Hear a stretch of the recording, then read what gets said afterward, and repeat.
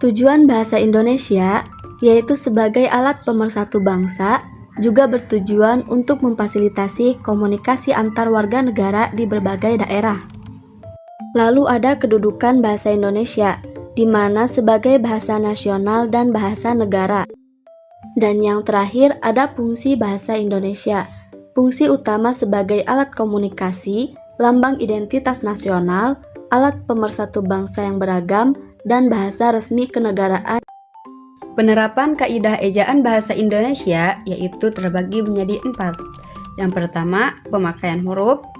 Kedua, penulisan kata. Ketiga, pemakaian tanda baca seperti tanda titik, tanda koma, tanda tanya, tanda seru, dan lain-lain.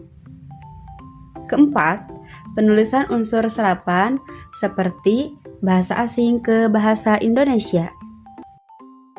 Diksi adalah suatu pilihan kata yang tepat dan sesuai, yaitu untuk mengungkapkan suatu gagasan, perasaan, maupun pesan.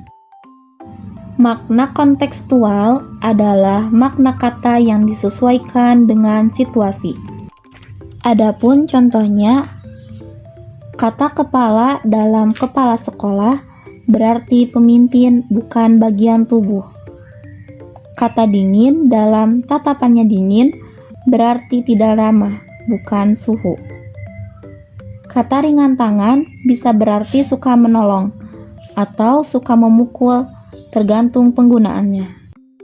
Makna leksikal merupakan makna dasar atau makna yang sebenarnya. Makna gramatikal muncul karena adanya imbuhan, awalan, akhiran, sisipan, pengulangan, atau gabungan kata. Contoh makna leksikal yaitu kata makan, kata tidur, dan kata buku. Contoh makna gramatikal: bermain-main.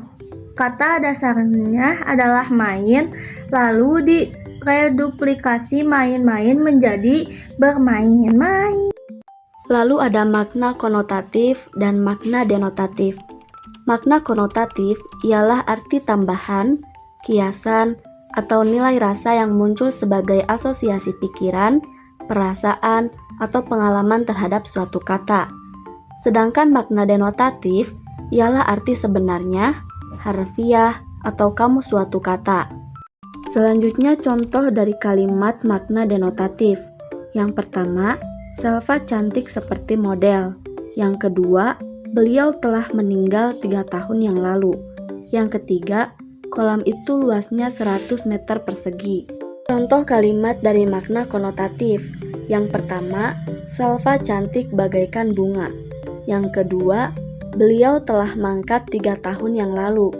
Yang ketiga, kolam itu luas sekali. Unsur tata kalimat adalah komponen-komponen yang membentuk kalimat yang efektif dan jelas.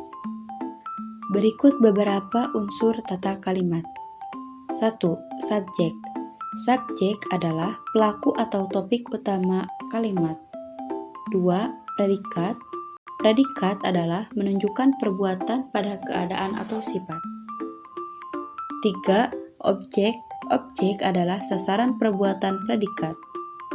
4. Pelengkap. Pelengkap adalah melengkapi makna predikat tetapi tidak bisa dipastikan. 5. Keterangan.